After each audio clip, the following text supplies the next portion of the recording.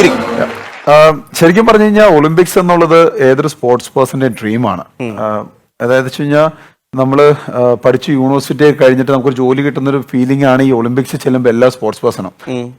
കാരണം വെച്ച് കഴിഞ്ഞാൽ എല്ലാവരും ചെറുപ്പത്തിലാഗ്രഹിക്കുന്നത് ഒളിമ്പിക്സ് എന്തോ വലിയ സംഭവമാണ് അല്ലെ, നമ്മളെല്ലാം ഹൈപ്പ്. ഇപ്പം ചേട്ടൻ പറഞ്ഞ പോലെ ഇതൊരു വലിയ സംഭവമാണെന്നാണ് എല്ലാവരും ഇരിക്കട്ടെ.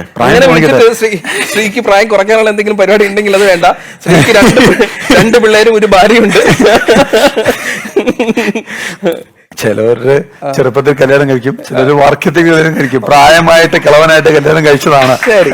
ആ ഒരു വ്യത്യാസമാണ് ഇവിടെ മനസ്സിലാക്കേണ്ടത്. ഇത് ഗോള് തടയല്ല, ഗോൾ അടിക്കാണല്ലോ.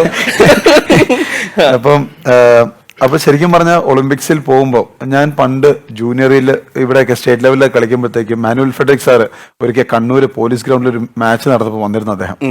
അപ്പൊ അദ്ദേഹം എവിടെ പോയാലും അദ്ദേഹത്തിന്റെ കയ്യിൽ ആ മെഡലുണ്ടാവും, ബ്രോൺസ് മെഡൽ. അപ്പൊ അന്ന് ഞങ്ങളെ കാണിച്ചു.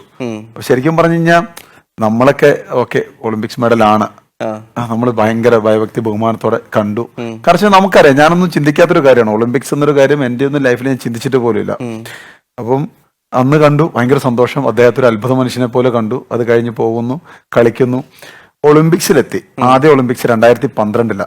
അപ്പം ഒളിമ്പിക്സിൽ എത്തിക്കഴിഞ്ഞപ്പോഴത്തേക്കും അവിടെ ചെന്ന് കഴിഞ്ഞപ്പോഴത്തേക്കും നമ്മുടെ ഏറ്റവും ആദ്യത്തെ സന്തോഷമാണത്. അതായത് ഞാൻ ഒളിമ്പ്യനായി എന്നൊരു സന്തോഷം. മെഡൽ എന്നുള്ളത് അപ്പോഴും ചിന്തയിലില്ല. എല്ലാവരും പറയുന്നത് ഇപ്പൊ പഠിച്ചു കഴിഞ്ഞാൽ ഡോക്ടറാവും, ഡോക്ടർ ആളുടെ പേര്, അല്ലെങ്കിൽ അഡ്വക്കേറ്റ് ആവും, അഡ്വക്കേറ്റ് ഇന്നൊരാളുടെ. ഞങ്ങൾക്ക് സ്പോർട്സ് പേഴ്സൺ കിട്ടാവുന്ന ഏറ്റവും വലിയൊരു ഹോണറാണ് ഞങ്ങളുടെയൊക്കെ പേരിന് മുമ്പിൽ ഒളിമ്പ്യൻ.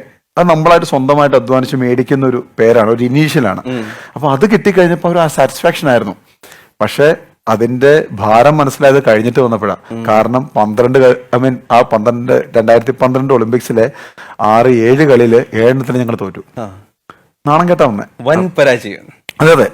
അത് ഭയങ്കരമായിട്ട് ഒരു പക്ഷെ നിങ്ങൾക്ക് പറഞ്ഞ് മനസ്സിലാവില്ല, സ്പോർട്സ് ചെയ്യുന്നവർക്ക് മനസ്സിലാവും. ഒരു ടൂർണമെന്റിന് പോയിട്ട് എല്ലാ കളികളും തോറ്റിട്ട് വന്നു ഇന്ത്യയിൽ വന്നതല്ല പ്രശ്നം. ഇന്ത്യയിൽ വന്നു കഴിയുമ്പോൾ ഒരു ഫെലിസിറ്റേഷൻ സെറമണീസ് ഉണ്ട്, അത് ഡൽഹിയിൽ വെച്ചിട്ടാ. അപ്പൊ എല്ലാ മിനിസ്റ്റേഴ്സും എല്ലായിടത്തും കൊണ്ടുപോകുന്നു, നമ്മൾ ഫെലിസിറ്റേറ്റ് ചെയ്യുന്നു. അപ്പം അങ്ങനെ പറഞ്ഞാലും കുഴപ്പമില്ലായിരുന്നു. ഇത് ഏറ്റവും വലിയ രസം, ഞങ്ങള് ഈ മെഡലിസ്റ്റ് ഏറ്റവും മുമ്പിലിരിക്കും. അത് കഴിഞ്ഞ് അച്ചീവ്മെന്റ്സ് ചെയ്തവര് 2, 3, 4 സ്ഥാനങ്ങൾ, 5 സ്ഥാനങ്ങൾ അതിലെ ഞങ്ങൾ ഏറ്റവും പുറകില. അതിനുശേഷം ഇവിടെ നിന്ന് ആര് സംസാരിച്ചാലും ഏറ്റവും പുറകിലേക്ക് ഏറ്റവും നോക്കുന്നത് ദേ വന്നിരിക്കുന്ന ഹോക്കി ടീം.